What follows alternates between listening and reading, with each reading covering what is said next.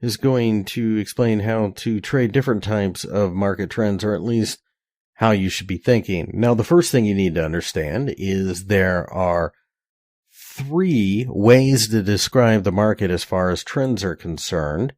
And that is uptrend, meaning prices are rising over time. That is downtrend. And then there is such thing as a sideways market, sometimes called consolidation, where price simply goes back and forth, where buyers and sellers are consolidating the market, trying to figure out their next move. So uptrend, self-explanatory, prices rising over time. Downtrend, self-explanatory, and sideways. So those are the 3 states the market will be in. It can only be in one of those 3 states. Now, the biggest problem that most new traders have is that they do not know what time frame dictates what. Well, the reality is this. You go out into the forums, you go out into the websites, and they will talk about the uptrend, the downtrend. We're in an uptrend on the daily, but a downtrend on the weekly, a downtrend on the 4-hour chart, but an uptrend on the 15-minute chart. Generally speaking, the best way to go about finding the trend is to actually start with a high time frame, like daily or even weekly. Well, notice how there's a lot less information on this chart. And it's much easier to determine which direction the market is heading. Sellers are much more in control of Litecoin on the weekly chart. Yes, we had a bounce, but at the end of the day, you can see it was slight compared to what we had been seeing. We started at $150, dropped to $35, bounced to 84-ish, 85-ish, which sounded nice. But then rolled over again to continue this. So that is one way to look at it. And if you go back to the daily, it does tell you the same information. It's just with a lot more candlesticks. So pay attention to what price is doing over the longer term. You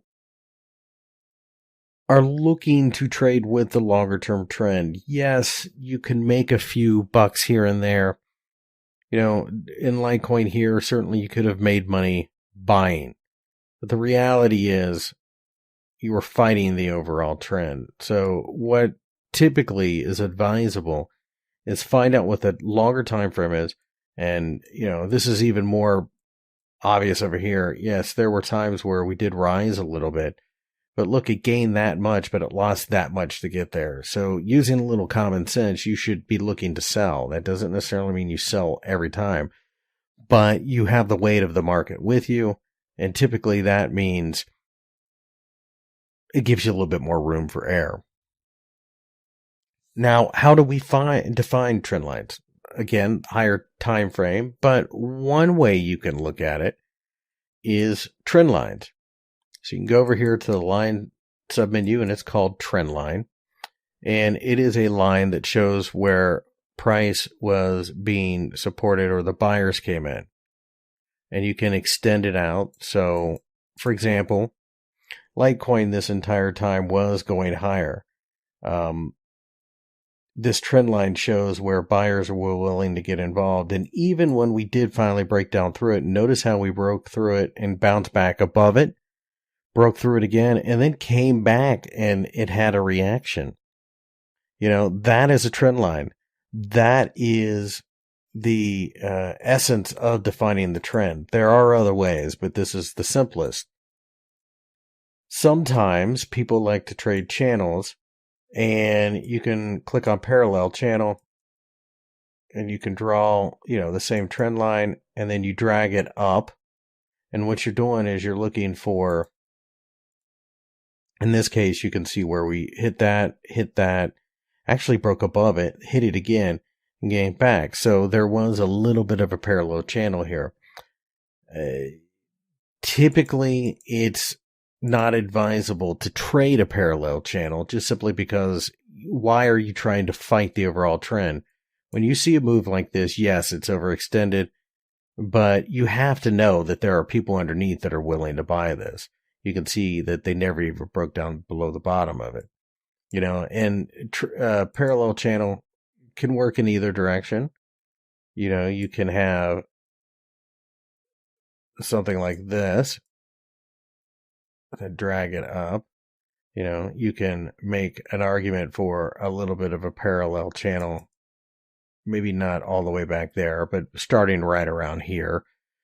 Again, if you're going to use the parallel channel, you want to use this. You want to use the top. You don't want to use the bottom. The only time you use the bottom of the channel in a downtrend or the top of a channel in an uptrend is possibly taking profits and looking to sell either in the middle if you're aggressive or the top again. Again, though, parallel channels are pretty subjective. It's pretty rare you get a perfect one. So, but it is something that you will see on a lot of charts. Let's take a look at Bitcoin. Now, Bitcoin has basically been falling since the peak in late 17. Now, we've had a nice, huge rally in June of 19, but we have clearly fallen since then. So one of the easiest ways to look at this is just to change it to like an area chart. You can see clearly we got a nice rally and then we continued the downtrend. So Bitcoin has been in a downtrend since the bubble peak right around 20,000. Now, obviously, there have been time frames or time periods, I should say, where things looked quite a bit better. And you certainly need to keep that in mind. But all things being equal, this is a pretty negative looking chart since the highs. So where have you made the most money? You've made the most money shorting. Unfortunately, a lot of retail traders make the mistake of thinking they need to catch every tick one way or the other. And that is a great way to lose your account because it's very easy to look at this chart. And I could show you an example right here. This is the Bitcoin weekly chart, very negative. And you look at the daily chart and you think, okay, well, it's a little better here. But what happens if you are somebody trying to scalp this chart on the 15-minute? It looks very neutral, right? You think, okay, well, I could have made all this money. But if you were just patient enough and wait for the longer term trend, it starts to look a lot different. And in fact, it looks as if it's trying to roll over here, even as positive as it looked when I first pulled it up. Hourly chart. See how negative this looks. This comes down to following longer term trends. I cannot stress that enough. Find out what the weekly trend is. You follow right along with it. Now, there are some ways to determine whether the trend is changing, and we'll look into that. We have a video coming up a few down the road that talks about exponential moving average. Quite often that's used to determine trend. And you just want to follow the longer term. You want to wait. If this is a downtrend, Bitcoin gets a little expensive, the sellers come back in. You need to be patient. Cannot